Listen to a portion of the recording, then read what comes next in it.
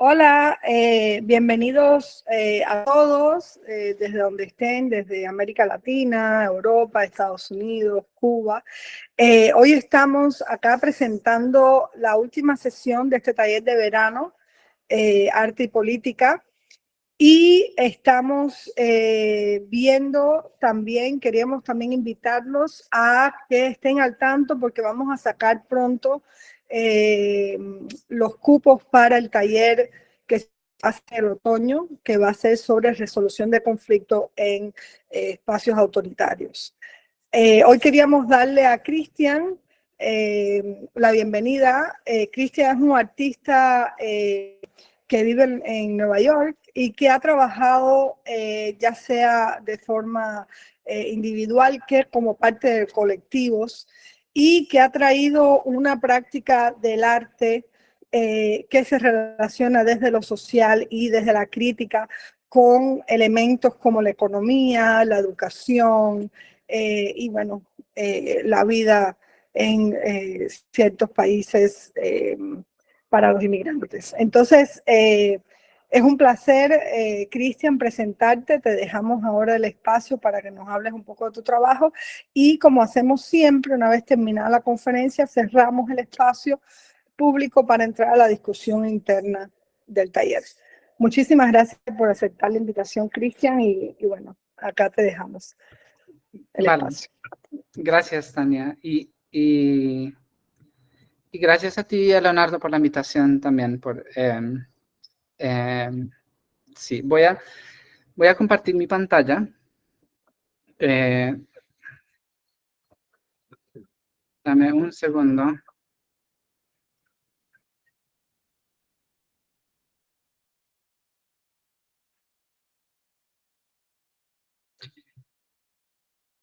Y pues espero que todo el mundo me pueda oír bien. No estoy muy seguro. Se oye perfecto. Ok, vale. Lo otro, antes de empezar, tal vez debería decir, yo, donde vivo aquí en Nueva York, vivo en un apartamento, mi edificio está al lado de, justo ahí al lado de un ferrocarril del tren. Entonces pasa cada 10 minutos, van a escuchar ese ruido, solo para que sepan. Pero tal vez eso me va a ayudar a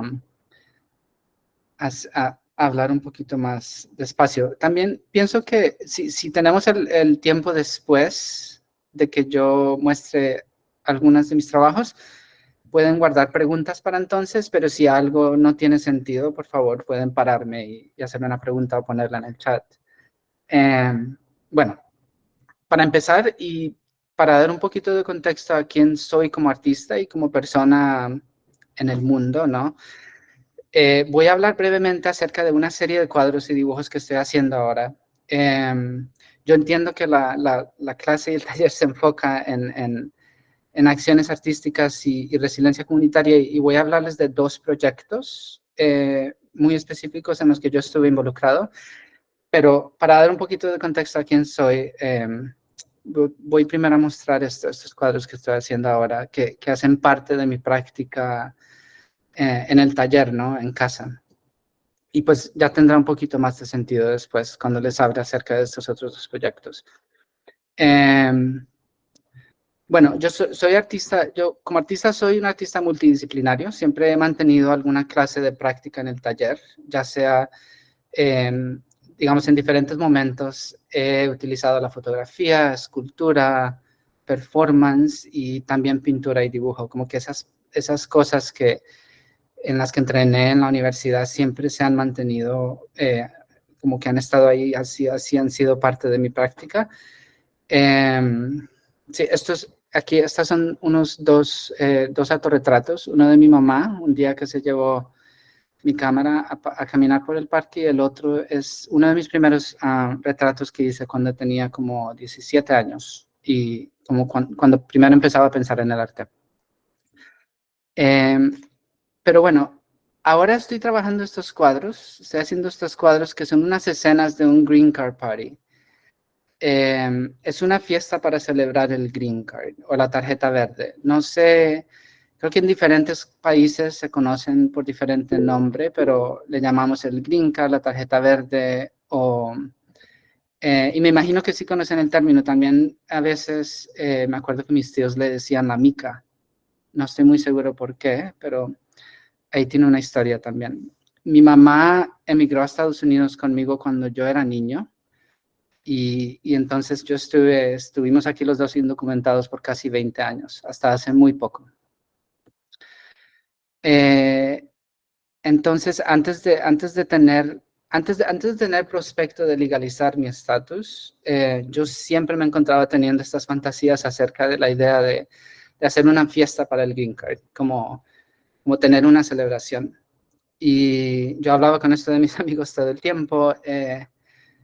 Y nada, un día después de que por fin recibí la malvada tarjeta, esta cosa tan codiciada, que decidimos hacer esta fiesta y la realizamos y todos mis amigos vinieron y se vistieron de verde y en general decoramos la sala de verde y tomamos bebidas verdes. Y nada, me quedé pensando mucho en ese momento y en lo que estábamos celebrando. Esto fue hace ya 6 años, 2016 o 6, 7 años. Y me quedé mucho con esta pregunta de qué era lo que estábamos celebrando y por qué esta celebración también hacer en este momento donde estoy cambiando de un estatus al otro o de una manera más real de no estatus a tener estatus. Y pues la idea es que ahora yo estaría más seguro aquí, aunque en realidad tal vez solo un poco menos inseguro. Yo recibí la tarjeta justo al mismo tiempo en que el país decidió instalar a Trump como presidente. Fue justo ahí como en los mismos meses que tuvimos las elecciones y de repente todo como que cambió un montón, sobre todo en términos de inmigración. Y fue un momento en que la inseguridad para el inmigrante se sintió mucho más palpable, incluyendo ahora para los que tenían y los que teníamos. Yo ahora ya había recibido la tarjeta de la residencia. Entonces, en estas escenas estoy más que nada pensando en cómo el estatus político se traduce al estatus social y cómo estas etiquetas de residente, ciudadano, ilegal, con permiso, sin permiso, como que nos distilan a hacer documentos, a identificarnos como personas en base a los documentos y cada documento es más importante y valioso que el anterior, ¿no? Entonces, me quedé pensando mucho en todo esto, ¿no? Y la celebración obviamente la disfrutamos un montón. Creo que la mayoría de las personas en mi comunidad, mis amigos y los que siempre me han estado apoyando aquí en la comunidad de Nueva York, como que todos, tanto como yo, todo el mundo sintió un gran alivio, porque siempre se sentía como que esta cosa siempre estaba ahí de que Cristian en cualquier momento lo pueden deportar, ¿no? Y ese proceso de hacerse uno residente como que borra a la persona que se está identificando en los trámites. De cierta manera nos deshumaniza y nos convierte en un número. Y es un número que te sigue por el resto de la vida, aunque te hagas ciudadano, etcétera, ¿no? Entonces, cuando por fin llegas a la fiesta, a la celebración, lo único que queda es esta tarjeta. Y para mí, por lo menos, por un lado, recibir la tarjeta me ayudó a dejar atrás muchas incertidumbres, pero al mismo tiempo esas incertidumbres se reemplazaron ahora como con nuevas ansiedades, como que antes, al no tener documentos, muy claramente me hacía sentir como un outsider desplazado de otro lugar y como que sin identidad. Que es una identidad en sí misma, ¿no? Como esta persona que no sabe de dónde es. Pero entonces ahora empecé a cuestionar mi pertenencia ¿a qué? ¿A cuál país? ¿Cuál nacionalidad? ¿Cuáles asociaciones culturales? ¿Herencias ancestrales? Como de repente me encontré un poquito más metido en esa cosa de la identidad, de una manera que no lo había hecho antes, de una manera que nunca sentí que tenía acceso, aunque igual hacía parte de esta comunidad inmigrante de Estados Unidos. Pero la realidad es que usualmente estamos siempre o en el pasado, como que antes esto era siempre de estar como de ser invisible y no ser visto y esconderte para que no te atrapen, ¿no? Entonces, ando tratando de dejar a un lado esa pregunta de dónde soy y nada, por ahora me siento como estas tarjetas verdes en la fiesta, como un poco nervioso, sin idea de a qué pertenezco, por qué no, pero tratando de encajar y de parchar, no sé, como de estar, seguir en el jangueo para no llamar mucho la atención. Aquí estas dos están brindando nerviosamente. Estas dos green cards. También me encuentro pensando mucho en esta idea de condiciones nerviosas. Esta idea que Sartre usa para describir las teorías de Frantz Fanon en su libro Los condenados de la tierra, donde él habla sobre la psicología y la experiencia del oprimido. Pero sobre todo, o sea, la experiencia del oprimido, pero de esa persona que ahora hace parte de una diáspora en otro lugar, ¿no? Condiciones nerviosas. Entonces aquí las tarjetas como sustitutos, estos cuadritos mágicos de color, unos al lado del otro, sintiéndose raros, nerviosos o no totalmente seguros, al menos no hasta que puedan convertirse en pasaportes azules, que se supone, ¿no?, que te ofrece un poquito más de seguridad política. Y estos son algunos de los dibujos que hago a veces para explorar los colores y las composiciones. Qué tan verde deberían ser las tarjetas, qué tan desgastadas, cómo sería si hubieran muchas en un solo cuarto. Rankeando, socializándose, en general tomando espacio juntas. Sí, lo otro que quería es también, esto de la tarjeta verde, creo que se conoce como la tarjeta verde del Green Card porque originalmente la primera era verde, como que tenía un diseño verde, pero en realidad desde que el programa empezó, como en los años 50, 60, la tarjeta ha sido de muchos colores. La que yo recibí, y cuando yo recibí la mía, era verde otra vez, pero la que mi mamá recibió 2 años antes era café y nada. Entonces también pensando en la forma en que este color verde viene a simbolizar algo más allá de lo tangible, ¿no? O del objeto mismo. Bueno, me introduzco de esa manera, pero ahora entonces voy a tomar el resto del tiempo para hablarles de dos proyectos específicos que podríamos decir que hacen parte de lo que ahora llamamos social practice o práctica social, y no tengo muy claro como cuáles son los términos que se usan en el mundo hispanohablante, ¿no? Y también podemos, lo otro que quiero decir, o sea, yo lo estoy pensando como social practice, pero en el momento que yo estaba involucrado en estos proyectos, yo nunca estaba pensando que estaba involucrado en un proyecto de social practice, ¿no? No lo vi en ese momento como que yo estaba trabajando hacia un proyecto así encajado, completito, sino que es más como que hacía parte de un colectivo que organizaba una serie de eventos. Pero esto lo podemos debatir también después, como seguir hablando de lo que es práctica social y dónde entra y sale el activismo en todo esto. Y para mí siempre ha sido una pregunta a la que no tengo respuesta y que, pues, sí. La pregunta siendo es como, ¿cuál es el espacio que puede existir, si existe, entre el arte y el activismo? Entonces, primero, unlocal. Unlocal en inglés, o un local en español, pero en inglés unlocal viene a ser el sinónimo como de extranjero, alguien que no es de aquí. Pero también, o sea, también el nombre de la organización se dio en parte porque tiene esta cosa, que se puede decir que es como un local, un espacio para inmigrantes. Entonces, primero, Unlocal es una organización sin fines de lucro. Creo que en otros países a veces se conocen como ONGs. Y es una organización que provee servicios legales sin costo para inmigrantes, están en procesos de inmigración, pero para inmigrantes que están en peligro de deportación o que ya están en detención listos para ser deportados.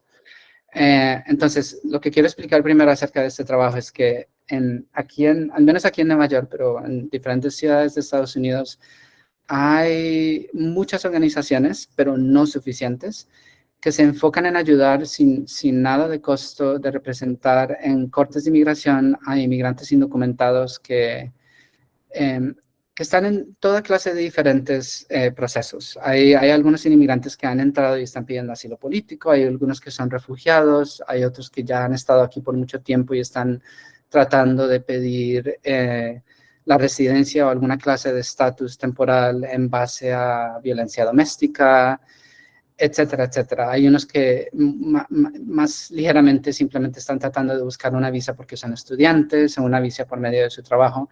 Entonces, todo ese trabajo de inmigración, usualmente los abogados cobran mucho dinero para hacer eso y la mayoría de las personas pues no tienen manera de pagar por esos servicios, pero existen todas estas ONGs, organizaciones sin fines de lucro que proveen los servicios. Y en Nueva York hay muchas, porque es Nueva York, hay muchas más de las que vas a encontrar en otras ciudades de Estados Unidos.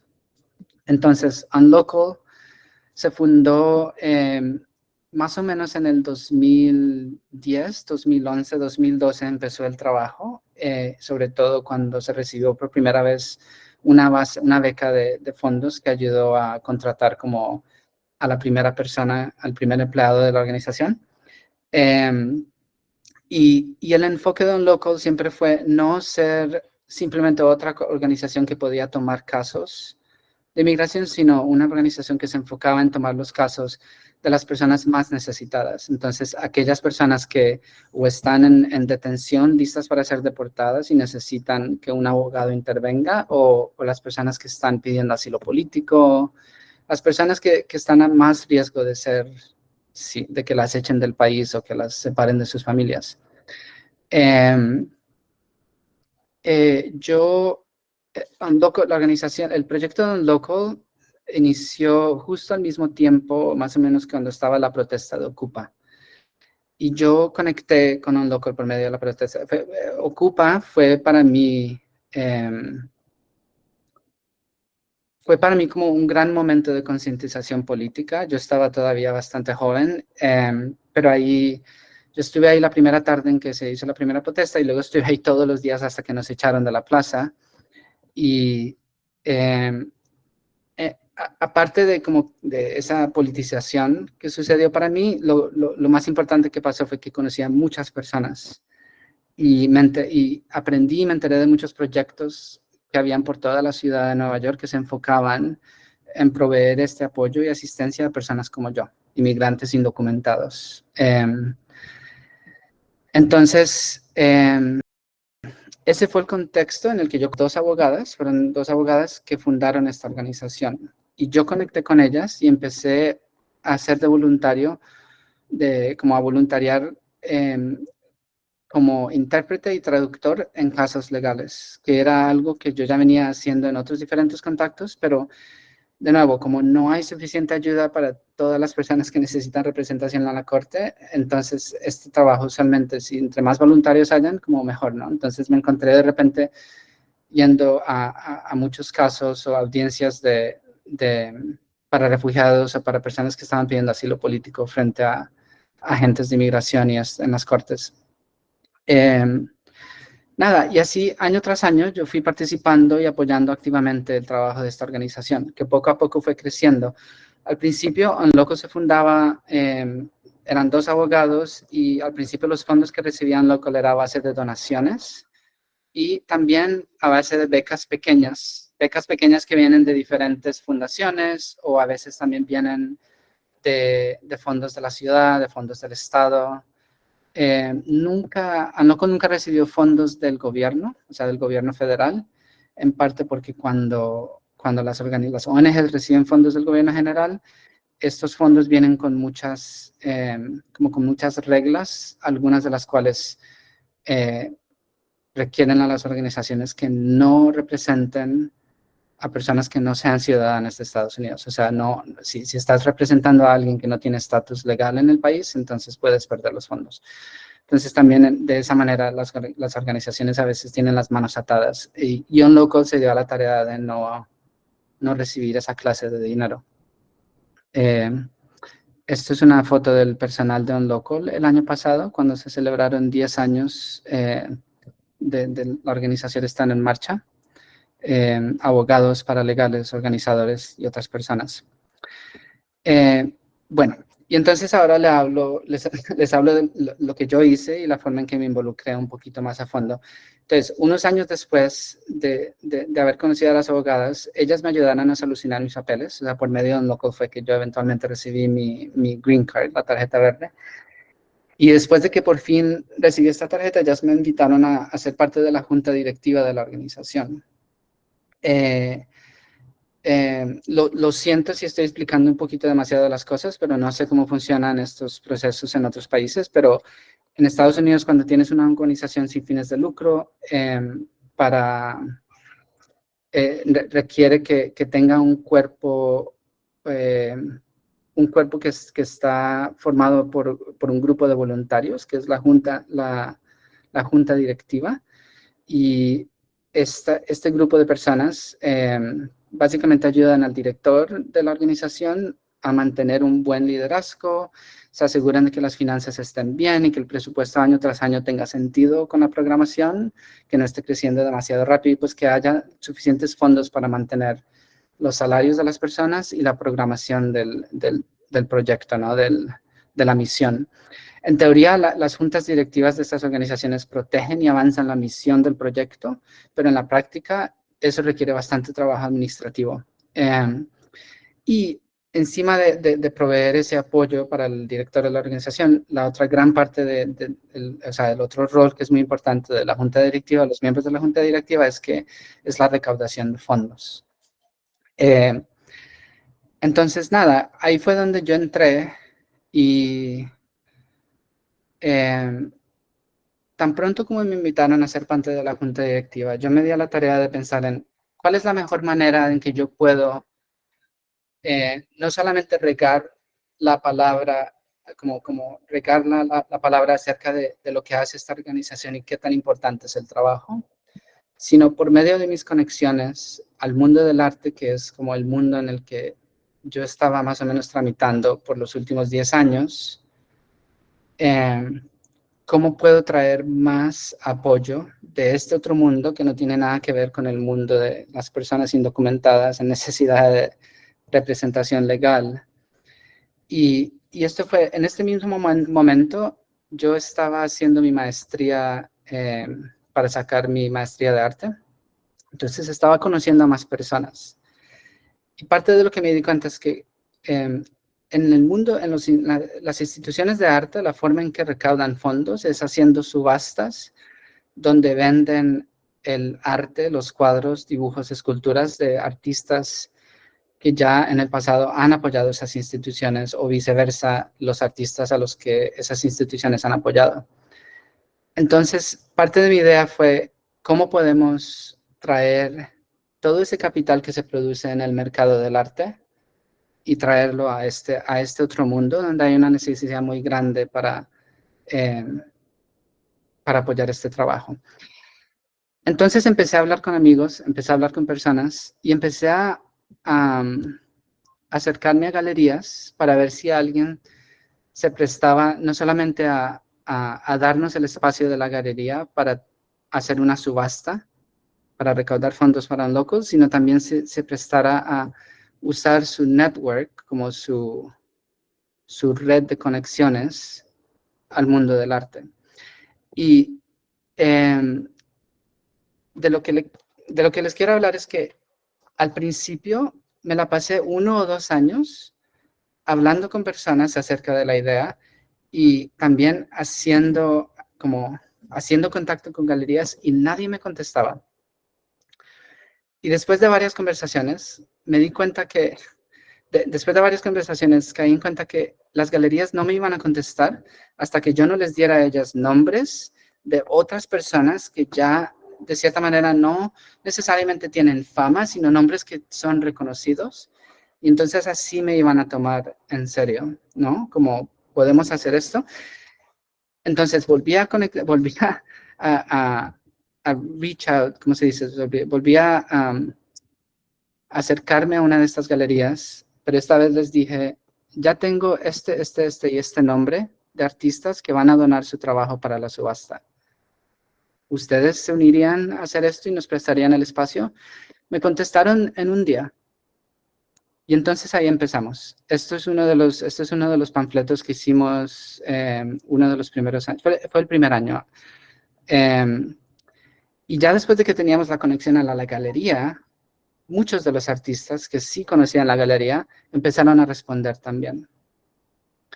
Y así fue como empezamos entonces. Y en el transcurso de 4 años, hicimos esto 4 años seguidos, una vez al año, recaudamos más de $300,000 para apoyar el trabajo de Unlocal. Aquí en esta foto, todas las personas que ven aquí son amigos míos del mundo del arte que están ayudando a instalar el trabajo. Esto es una pieza de un artista que se llama Peter Fend. Dice, hagan lo que haya que hacer tan pronto como pueda. O haz lo que haya que hacer, lo que tengas que hacer tan pronto como puedas. Lo que quiero decir acerca de esto también es que a lo que íbamos así armando toda la organización, no lo hice solo, también tengo que decir que, o sea, como que sembré la idea y luego un amigo muy cercano se unió conmigo a empezar a escribir todos los emails, hacer las solicitudes, mandar las cartas pidiendo como invitando a los artistas a participar. Después también se unieron un par de amigos también para seguir haciendo la conexión con las diferentes redes sociales, ¿no? Perdón, y cuando digo redes sociales no quiero decir redes sociales en línea, sino como el network. Y entonces lo que quiero decir es que fue un gran esfuerzo, también un gran esfuerzo por parte de la galería que nos invitó a usar su espacio, que por fin nos contestó y dijo, sí, podemos hacer esto acá. Ellos también, ellos hicieron también contacto con todos los artistas que conocía, con todos los otros galeristas que conocían. Y nada, en la realidad se armó como que de la nada, lo hicimos todo poco a poco.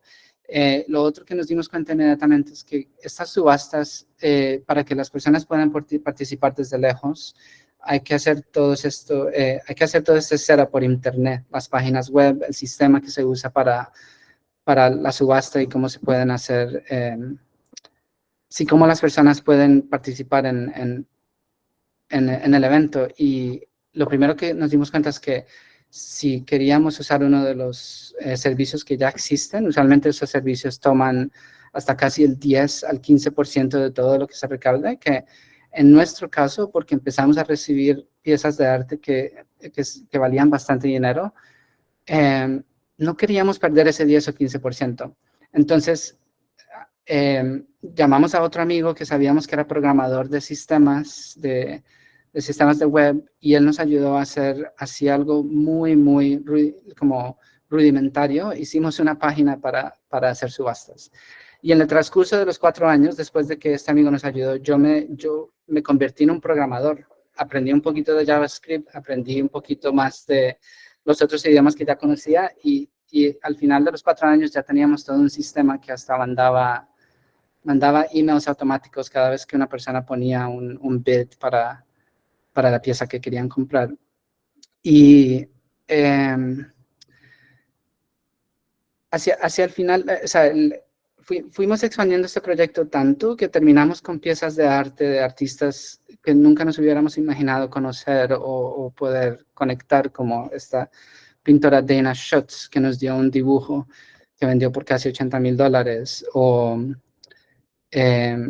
aquí a la derecha, esta pieza, bueno, tengo una foto más grande. Esta es una foto del artista Elle Steiner. Aquí esta es una pieza un poquito más conceptual que alguien hizo después de que mandamos una invitación al artista. Él cogió la misma carta que usamos para invitarlo, le borró muchas palabras y hizo esta foto. Este es el artista Wally Rudd.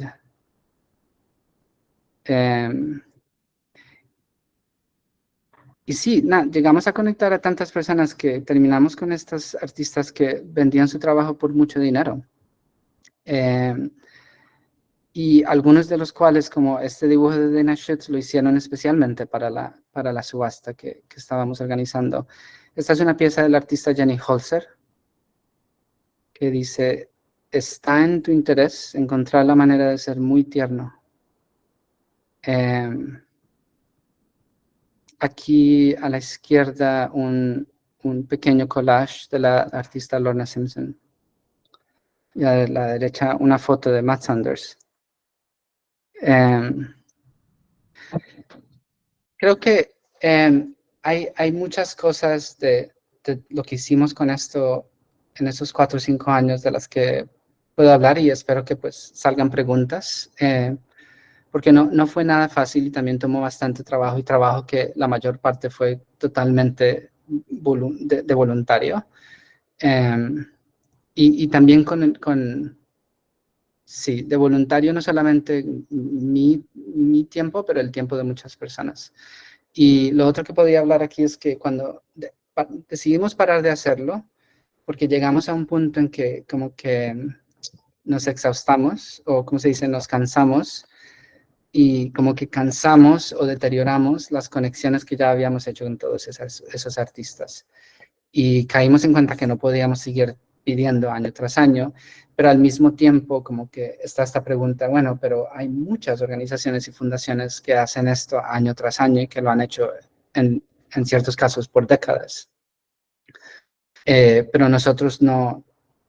Sí, creo que la galería también se cansó un poco, y en general también nos percatamos un poco de que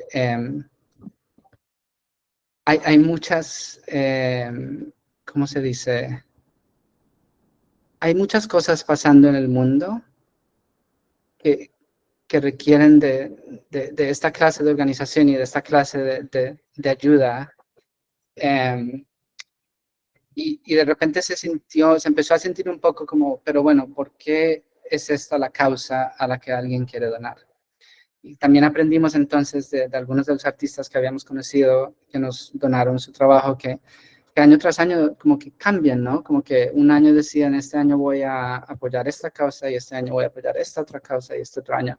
Entonces también se hizo difícil un poco contar con el apoyo de ciertos artistas que ya nos habían apoyado.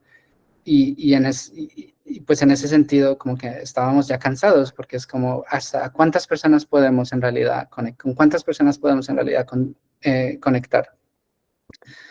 Y por otro lado, los fondos que se estaban recaudando para la organización, pues súper, año tras año estaban agregando este presupuesto para el trabajo y la programación de Unlocal, pero como no siempre era muy cierto cuánto íbamos a recaudar, un año recaudamos 80,000, otro año recaudamos 30,000, el último año llegamos a recaudar $130,000, y la mayor parte de eso fue de la venta de solo 3 o 4 piezas, mientras que otro año vendimos 20 o 25. Entonces, eso no era lo suficientemente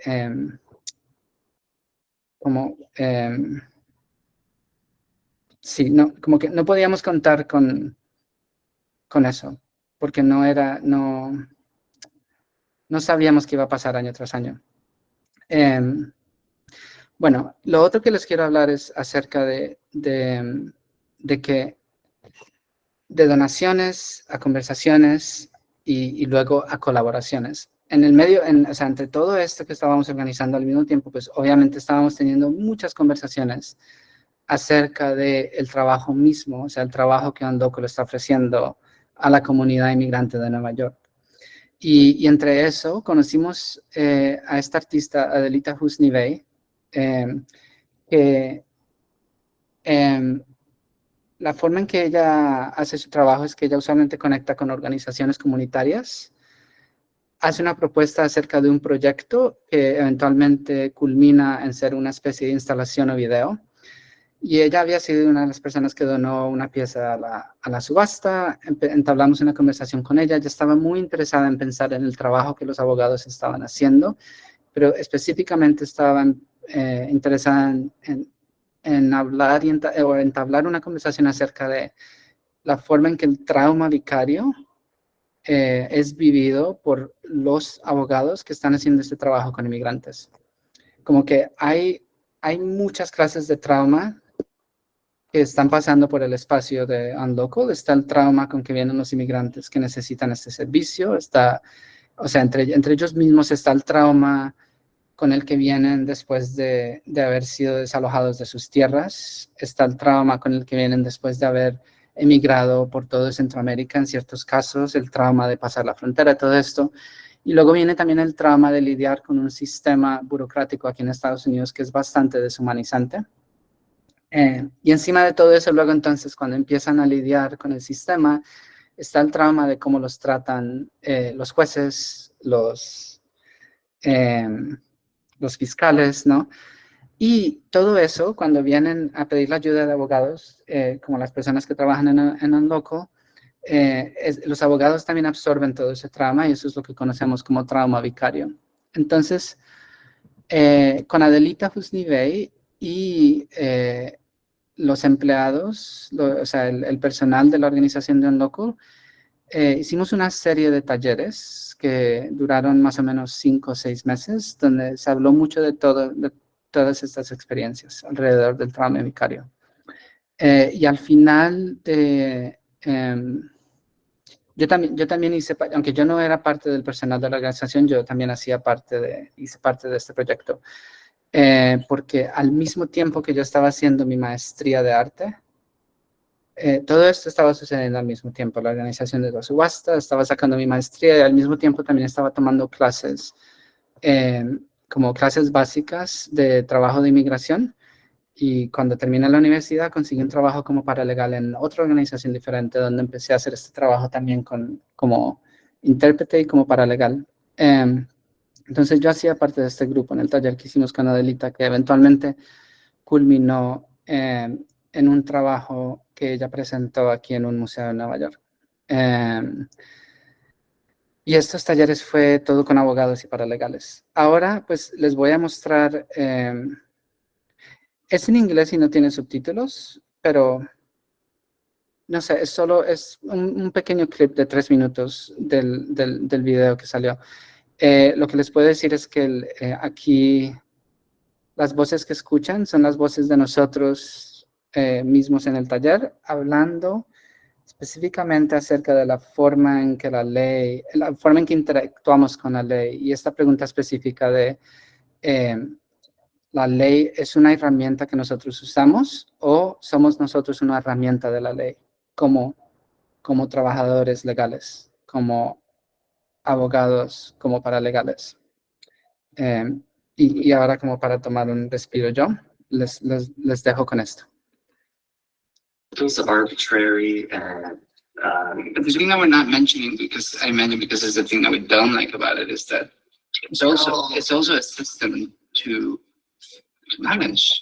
Because actually the main thing that we do with like litigation is like it's a system to control, system of rules to organize society. and control society.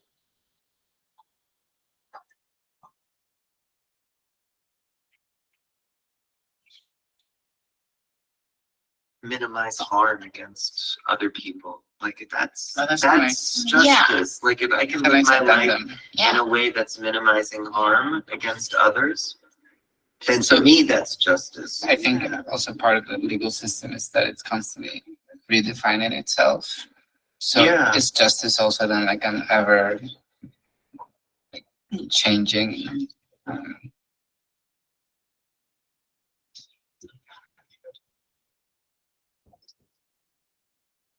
Justice. To practice fairness in an effort to make someone whole.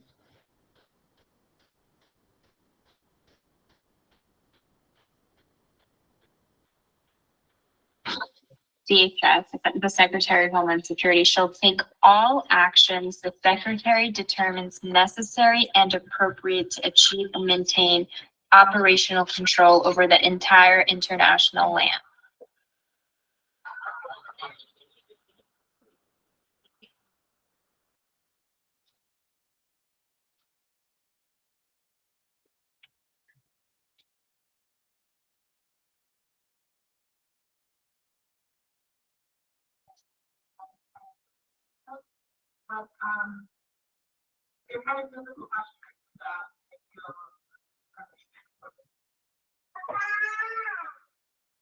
One of them is to think about the kind of conflict or paradox and how it could lead to sort of unease. And the conflict is, do you use law as a tool, or is law sort of using you as a tool in its favor? Like, I mean, obviously law is a person, it's a construct, but where do you draw the line, or how do you think about that question? Like the law is a tool in your hands, because yes, you have to use it because that's our job, but how creative you get and how much you push whatever standard it is that you're fighting for, I think that's what makes it a tool for you and you not a tool for it, right? So the laws exist, we disagree with them, and we're constantly fighting them. So we're definitely not tools of this law. But I feel increasingly like we have less and less power to actually be making decisions, and even like presenting a case to a judge, like they have less and less power to make their own independent decisions. So I just feel like we're like a cog in the system that's like has an inevitable ending, and we're just like bringing it along. We are fighting against, you know, like the laws and the government, but because of that, in like some way, we actually like legitimize them because we recognize them and we are dealing with them every day. It's arbitrary and But the thing that we're not mentioning, because I mentioned because it's perdón, it's arbitrary and but the thing that we're not mentioning, because I mentioned because it's the thing that we don't like about it, is that it's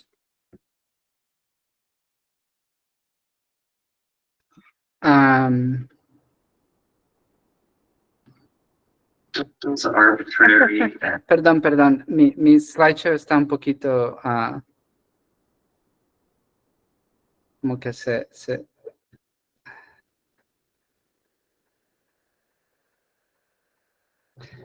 bueno, sí, lo último que quería decir acerca de Unlocal es que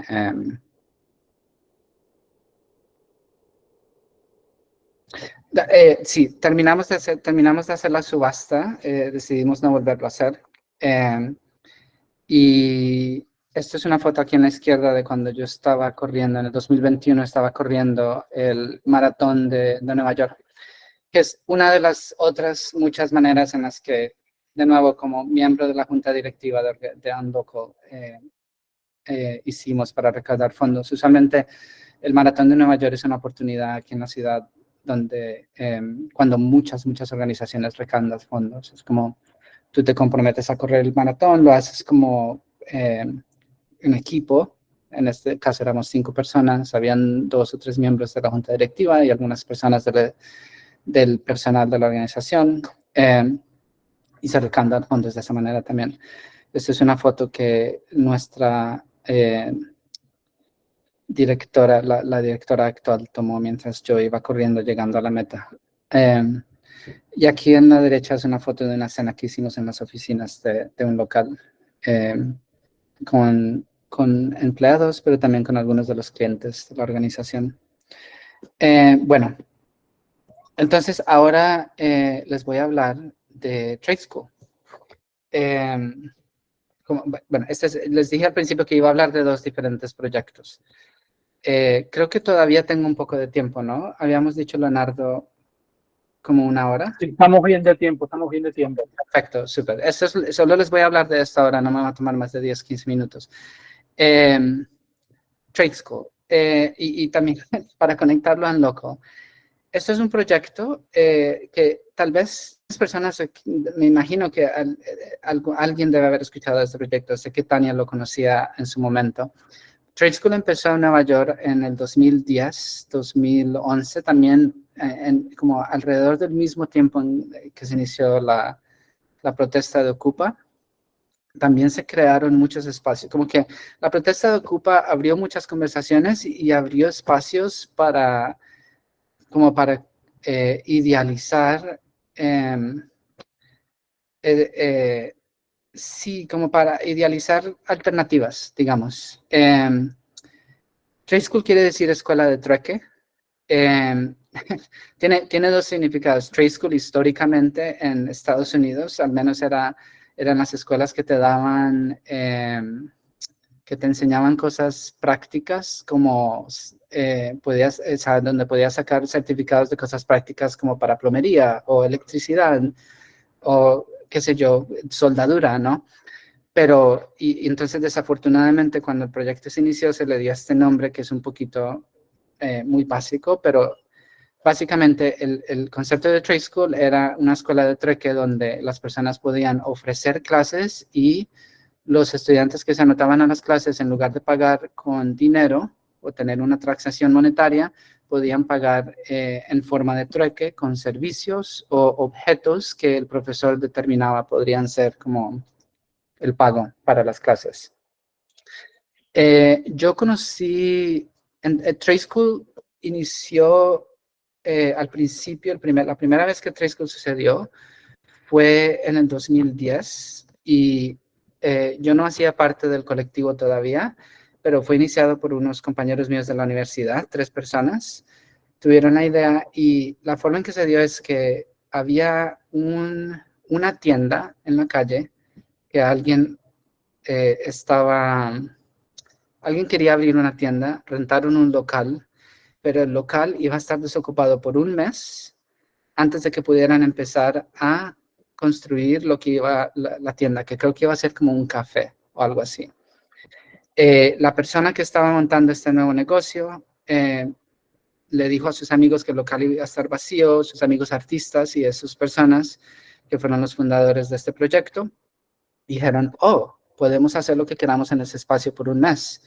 Entonces creo que tuvieron como un brainstorm donde se sentaron todos juntos para a ver qué ideas podían salir de qué se podía hacer en el espacio, y de eso salió esta idea de que podían tener una escuela de trueque, un espacio donde las personas puedan enseñar clases de lo que sea en intercambio por servicios, objetos o sí, qué sé yo, todo menos dinero. Yo participé en esto ofreciendo clases, hicimos algunos talleres de performance, de movimiento y cosas así. Y 2 años después, o 1 o 2 años después de que esto sucedió por primera vez, las personas se quedaron, o sea, en Nueva York en general, como que se regó la idea de esto de Trade School, y todo el mundo se quedaba pensando en esto y las personas estaban preguntando por qué no lo hacíamos otra vez. Pues obviamente la cuestión era tener un espacio donde poder tener las clases. Entonces lo primero que se hizo fue que alrededor del momento en que yo me uní al proyecto, se hizo una recaudación de fondos para pagar a un programador para que construyera un sistema que se pudiera usar para programar las clases y para que los estudiantes pudieran inscribirse a las clases y como para tener es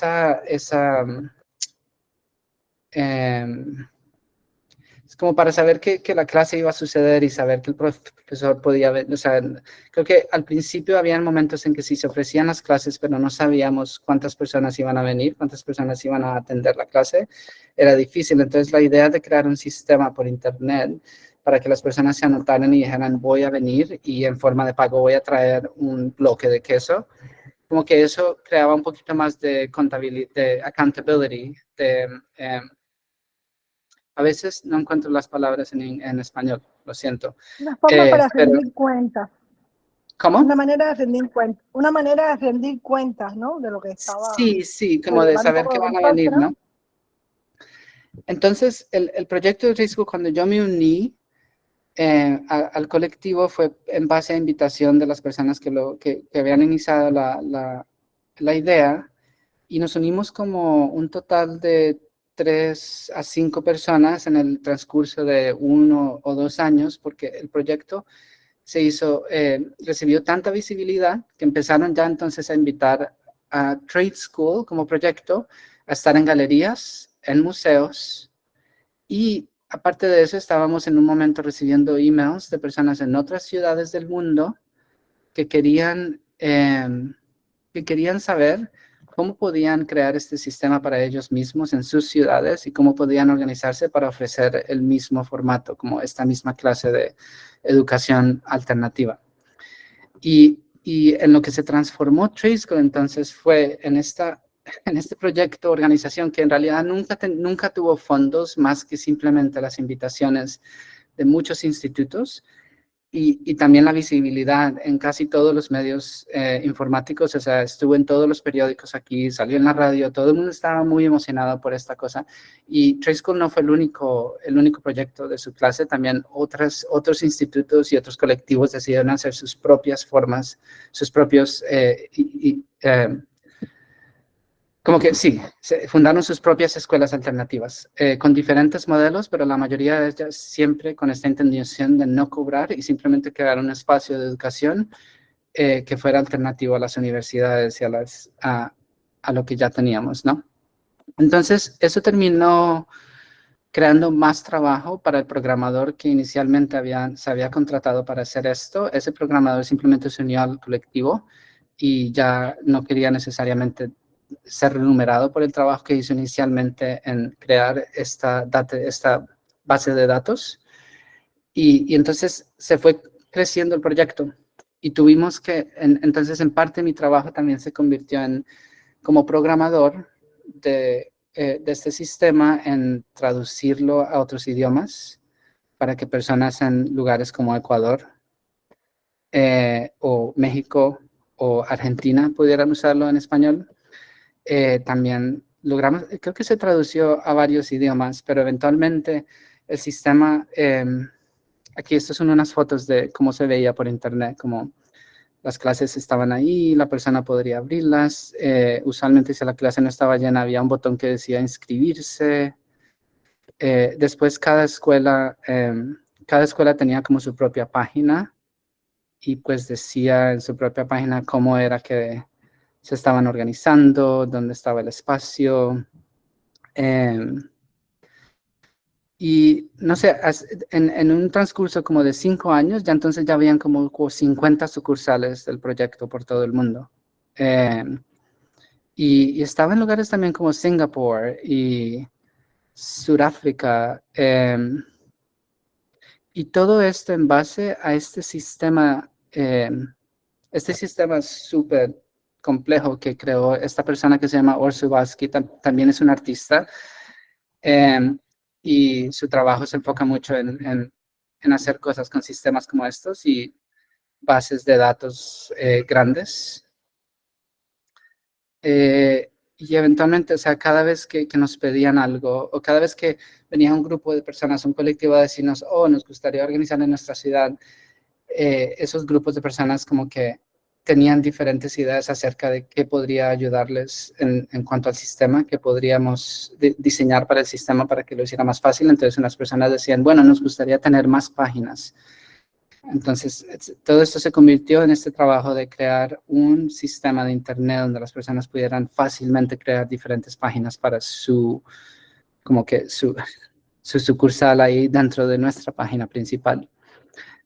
Porque, de nuevo, al principio esto solo sucedía en Nueva York y la mayor parte de la organización que hacíamos era en realidad en armar los espacios, como crear un espacio de clase en una galería, crear un espacio de clase en un museo, o también en un momento lo hicimos en una iglesia, y ser anfitriones a los profesores y como ayudar a los profesores como asistentes a diseñar sus currículos y sus clases y cuál sería la mejor manera de llevar a cabo los cursos. Aquí estas son algunas imágenes de cómo se veía el sistema por detrás, como la base de datos. Aquí tenemos una gran lista de todas las escuelas que estaban en sesión en algún momento.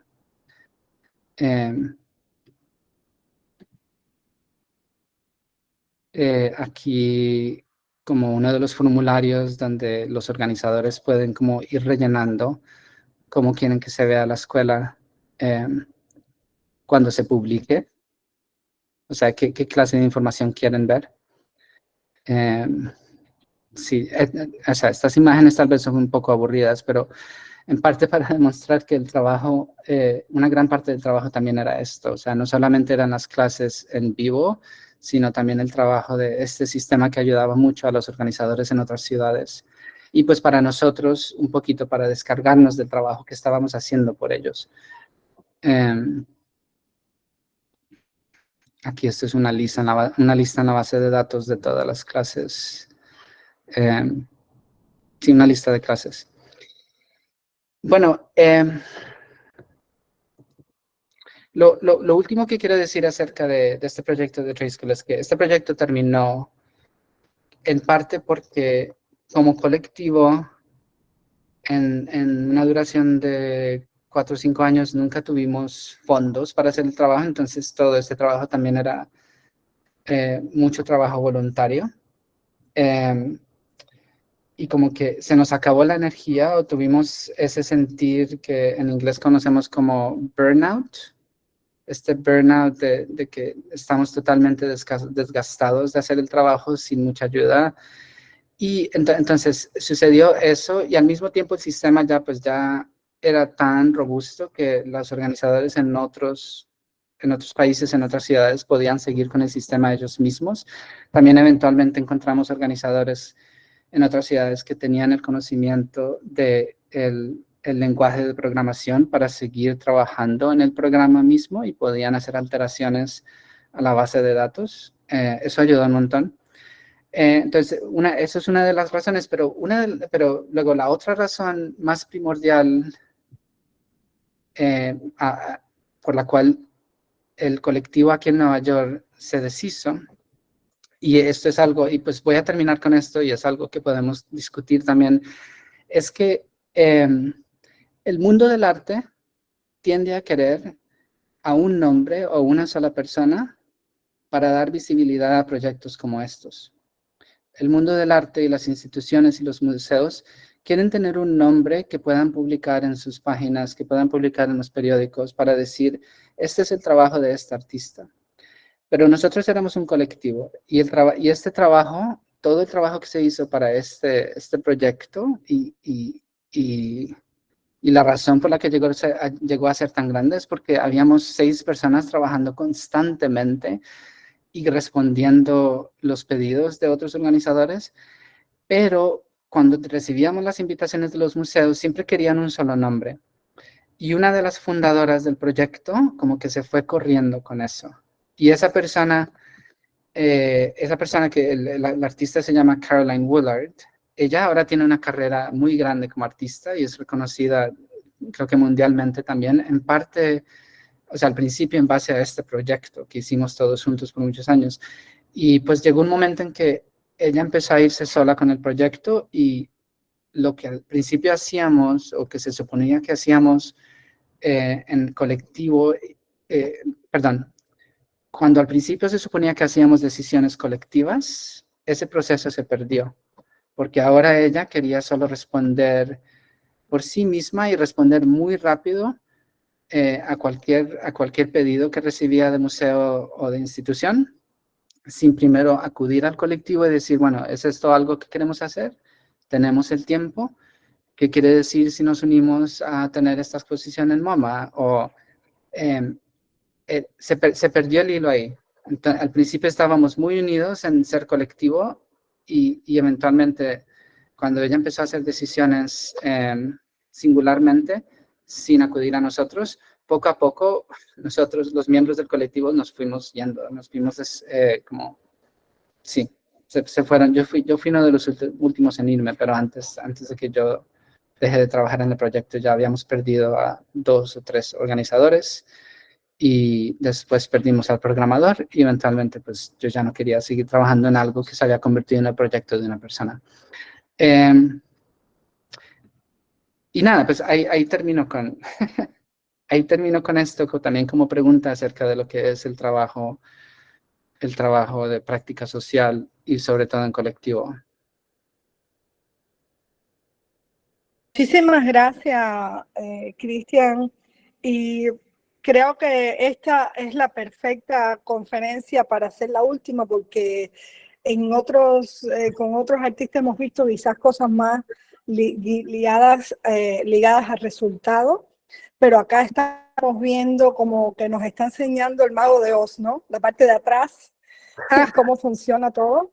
Ajá. Que me parece que es súper importante para no idealizar estas prácticas y para entender todo el trabajo que llevan, todo el sacrificio que llevan, pero también todas las contradicciones que hay que resolver, ¿no? Yo quisiera ahora cerrar la parte pública para entrar a las discusiones internas.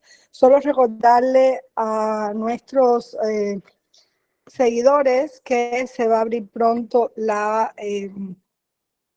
el curso para registrarse para el curso de septiembre, que va a ser sobre